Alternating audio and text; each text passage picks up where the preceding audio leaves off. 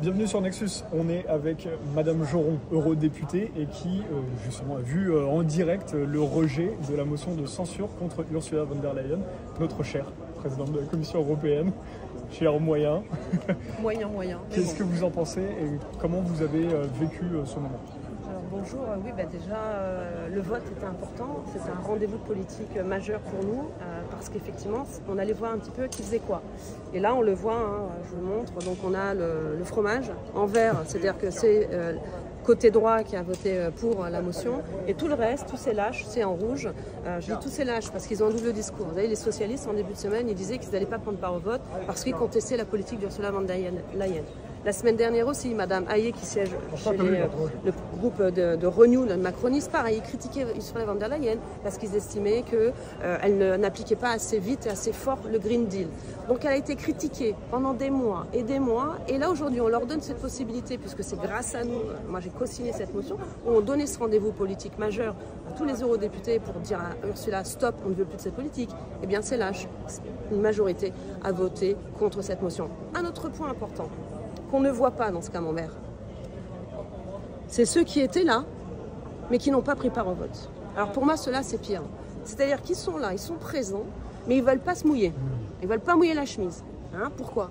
Parce qu'ils doivent, sans doute, ils vont devoir rendre des comptes à leurs électeurs. Et l'exemple pour moi le plus typique, c'est celui de la France insoumise. Les fameux insoumis au système. Mais là, ils sont soumis au système. Manon Brie était présente ce matin, il faut aller voir. Je l'ai pris en photo, c'est public. Vous verrez qu'elle est là, elle est en rouge d'ailleurs. On voit bien, elle est en rouge. On essaiera d'aller lui parler si on peut. Elle était là, mais elle n'a pas pris part au vote. Pourquoi? Parce que c'est facile. Elle n'est pas sur la liste, elle n'est pas identifiée. Parce qu'une fois qu'on a voté, eh bien vous avez une liste de vote qui reste publique et on voit chaque nom, chaque groupe politique qui a voté et comment. Donc c'est intéressant de voir que ces gens-là, quand ils viennent en France, quand ils viennent voir leurs électeurs, qui critiquent Ursula von der Leyen, qui des fois, avec véhémence, elle attaque Ursula, eh bien, elle avait aujourd'hui l'opportunité de voter pour cette motion. Eh bien, elle ne l'a pas fait. Alors, argument fallacieux, c'est pas notre motion, c'est pas ceci, il fait trop chaud, il fait trop froid, le député qui l'a voté est un Roumain, et des ECR, mais de qui se moque-t-elle? Quand vous dites que ce n'est pas leur mention, c'est pas une motion proposée par Non, c'est pas une motion proposée par la gauche, c'est une motion qui est individuelle, qui a été déposée par Georges Piperia, un député roumain du groupe ECR. Et puis dans cette motion, vous avez 74 eurodéputés à l'origine qui ont signé. Et ces eurodéputés sont issus de différents groupes politiques et sont issus de différentes nationalités. Vous voyez là, regardez, là on va se reculer. Ce sont les Polonais. Ce sont les Polonais. Les Polonais du groupe ECR. Polonais du groupe ECR, qui ont soutenu cette motion de censure avec les Roumains. Moi, j'ai soutenu aussi cette motion de censure et nous sommes 6 du groupe Les Patriotes à avoir soutenu. Il y a aussi une partie des non-inscrits qui sont attachés à aucun parti, qui ont signé cette motion. Et puis vous avez aussi le groupe ESN, les souverainistes, où figure Christine Anderson, que tout le monde connaît, a signé cette motion. Parce que c'était ça la première étape.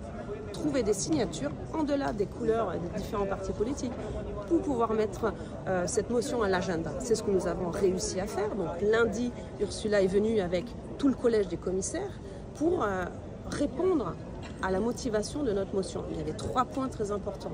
Pour nous, c'est l'affaire du Pfizergate, que je suis depuis le précédent mandat. Pfizergate, elle a encore en plus été condamnée au mois de mai. Elle a été condamnée, la commission, parce qu'elle n'a pas essayé de trouver et de chercher ces SMS, alors que apparemment les SMS existent. C'est ce qu'on nous dit dans l'arrêt. Ils existent, ils ont pu les voir, et elle regrette que la commission n'ait pas fait ce travail. Donc on a cet arrêt, on a différents rapports qui remettent en question la gestion de Ursula. Donc effectivement, c'était une motivation pour nous de déposer cette motion. Il y avait un autre point, c'est que ce Roumain, Georges Piperia, qui est dans ce groupe ECR, il estime qu'on lui a volé son élection en Roumanie. Je vous rappelle que fin novembre, il y a eu des élections en Roumanie et sous prétexte qu'il y a eu des algorithmes qui ont favorisé un candidat via TikTok, eh bien on a annulé des élections. C'est unique dans l'histoire des élections, je pense même dans le monde. Contre Georgescu. On leur a empêché de Georgescu d'aller à ces élections. Donc les Roumains estiment qu'il y a une mauvaise lecture d'un règlement européen qui s'appelle le DSA et qui va à l'encontre de la démocratie. C'était le deuxième motif motion. Et puis le troisième motif, c'est l'utilisation de compétences que la Commission n'a pas. Sans débat, la Commission a mis sur la table un chèque de 150 milliards d'euros pour constituer une défense en Europe. Sans débat. Normalement, quand on parle de dossiers brûlants comme les compétences, la santé, la défense, de l'argent surtout, eh bien, il doit y avoir un débat, c'est ce que Ursula a refusé. Donc, il y avait tous ces motifs qui nous ont poussés, qui nous ont convergés à soutenir cette motion. Et donc, nous avons réussi à le faire. Pour cette raison qu'aujourd'hui, il y avait ce vote. Donc, nous, c'était pour ces motifs. Et puis, comme je l'ai dit, il y a différents groupes politiques qui avaient d'autres motivations pour aussi critiquer et remettre en question la politique d'Ursula. Je vous l'ai dit, les Verts qui contestent maintenant la politique du PPE parce qu'ils estiment que le Green Deal fait un recul. Ce n'est pas les mêmes motifs que les nôtres, mais ils auraient pu le faire savoir. Et donc tous ces lâches, aujourd'hui, tous ces lâches, je le dis, hypocrites et lâches, entre ceux qui s'abstiennent ou qui ne viennent pas, là aussi, je vous invite à voir, ce qui est marrant, c'est le bal des faux culs, italien, Madame Meloni, elle a ici ses députés qui siègent dans le groupe ECR. Vous regarderez cette petite danse. On ouvre la séance. Tout le monde arrive un peu en retard. On met notre carte. On attend. Madame Metsola attend 2, 3, 4 minutes. Et vous voyez derrière, vous avez tout le groupe des députés italiens qui attendent que le vote passe pour ne pas être visible. Et après, vous verrez, dès qu'on a voté, vous les voyez tous arriver en file indienne pour se poser et enfin voter. Voilà le courage de certains parlementaires ici à Strasbourg. Alors, c'est intéressant parce que donc nous, dans le magazine, nous n'avons pas de couleur politique. Donc on espère pouvoir justement comprendre avec du recul ce qui se passe avec ces votes-là. Sauf que là, aujourd'hui, on a un peu l'impression que au-delà de la motion de censure, il y a les questions de transparence et de liberté, de la liberté de justice et d'aller en justice. Ursula von der Leyen est accusée depuis longtemps d'être contre ces deux facteurs-là. Est-ce que finalement, le manque de transparence et rendre difficile l'accès à la justice, est-ce que c'est ça les valeurs européennes dont on nous parle tout le temps? C'est ça qui est compliqué. Non, c'est pas compliqué, finalement c'est la conclusion. C'est-à-dire que ces gens-là vous vendent leur démocratie, vous vendent leur liberté, vous vendent leur liberté de penser même. Parce que Manon Aubry va dire quoi? Elle va dire oui, j'ai pas voté cette motion parce qu'elle vient de l'extrême droite. Mais c'est pas ça le sujet. Le sujet, c'est ce qu'il y a derrière les motivations. Et c'est le Pfizergate, comme je l'ai dit, c'est une atteinte à la démocratie et c'est une atteinte à la démocratie des parlementaires. Donc c'est des arguments fallacieux pour certains et qui effectivement met en branle les valeurs qu'ils essayent de prôner. Mais en fait, c'est comme je l'ai dit, de l'hypocrisie totale.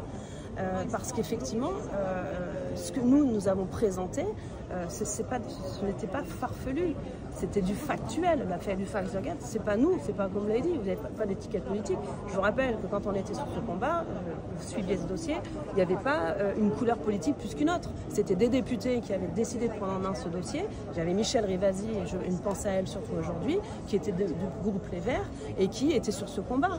Il y avait moi du groupe à l'époque, du groupe d'Identité et Démocratie, mais toujours Rassemblement National, donc ça n'a pas changé parce que les valeurs de liberté pour moi c'est l'alpha et l'oméga de toute société moderne, je vais dire.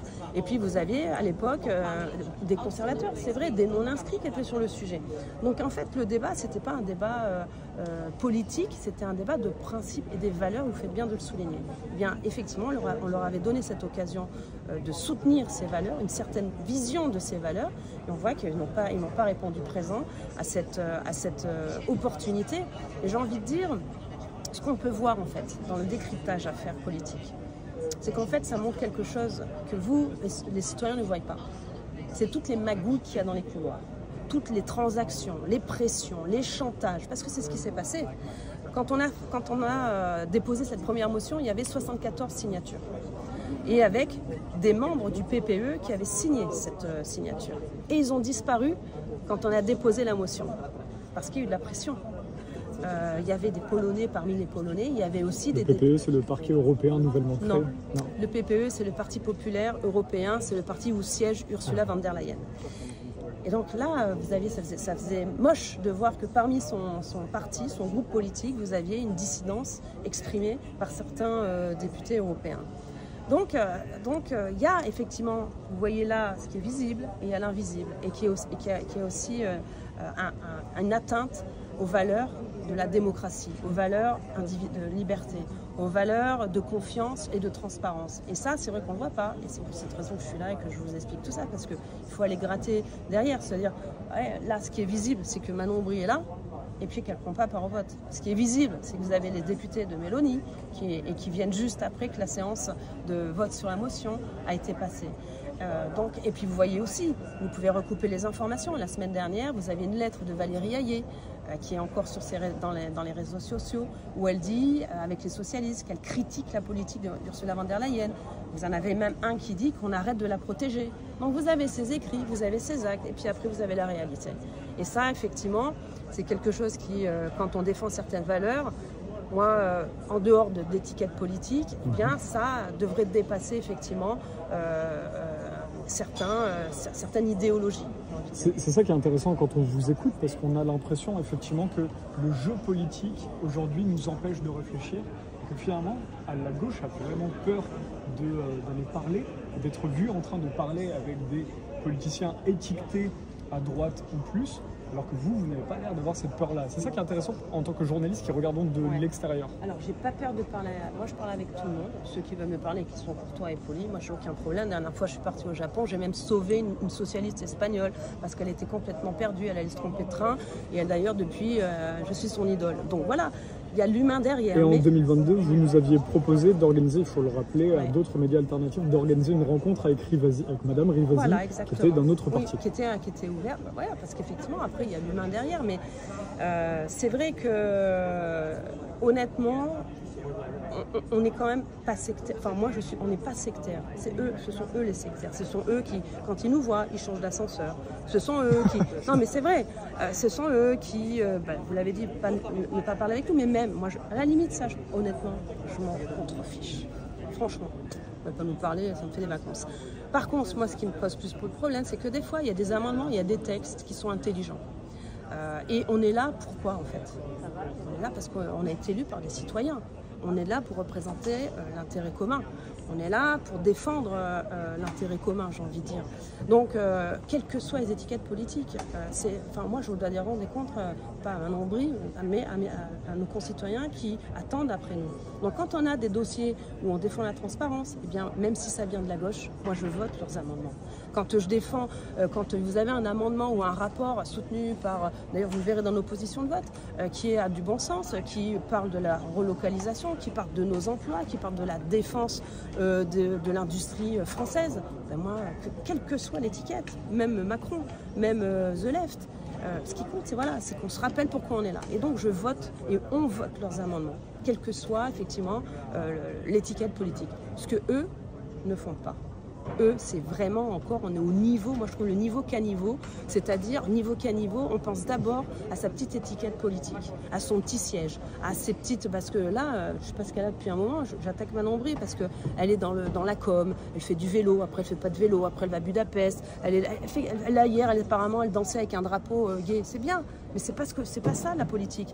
Tous les politiciens, de ce qu'on voit, sont, enfin pour beaucoup, pardon, mais sont dans la communication aussi. Oui, moi aussi, mais il y a un temps pour tout.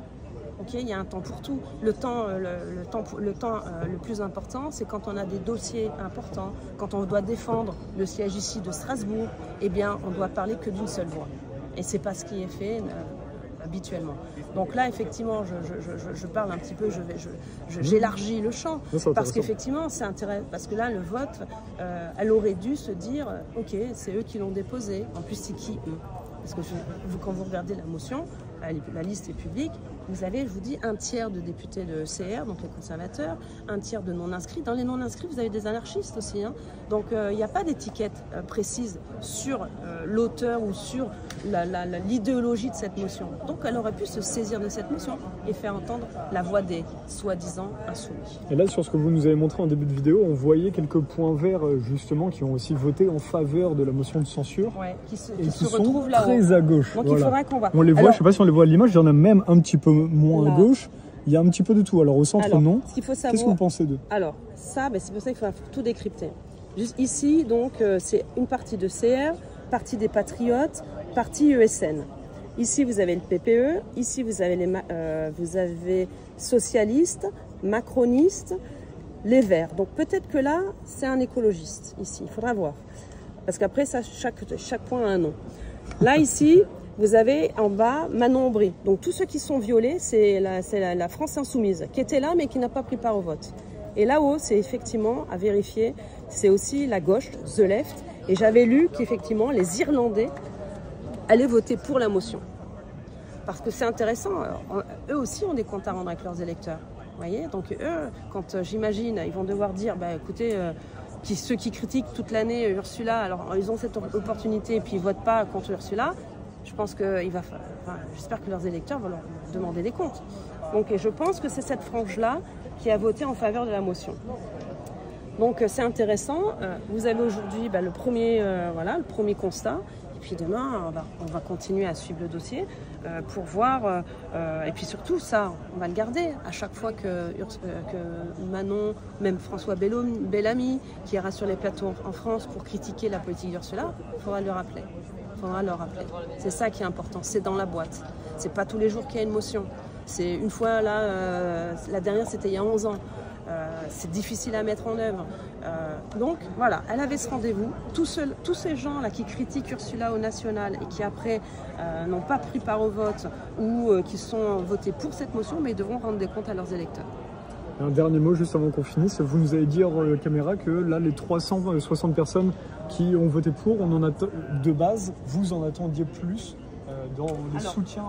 Effectivement, parce que déjà, ce qui est nouveau, c'est cette petite partie de la frange-là qui a voté pour et de l'abstention, parce que vous avez quelques abstentions, une 18.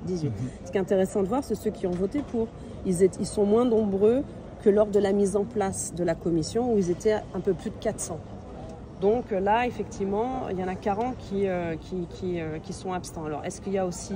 Il faut savoir que Mélanie, depuis le début, quand je dis Mélanie, les députés de Giorgia Meloni soutiennent Ursula von der Leyen. Donc ils font partie de ces gens comment dire, où le montant, le nombre a baissé de 400 à 360. Donc je dirais c'est quand même une victoire au regard de dépôt de la motion, et puis vous avez un bloc là, un bloc important de 175. Ce qui est important, c'est que ECR est quand même un parti qui marche main dans la main, souvent avec le PPE. D'accord ? Parce que le PPE qui est au milieu, il a besoin d'une majorité. Il a besoin d'avoir des voix sur certains dossiers. Parce qu'il n'a pas la majorité absolue. Ils sont 188.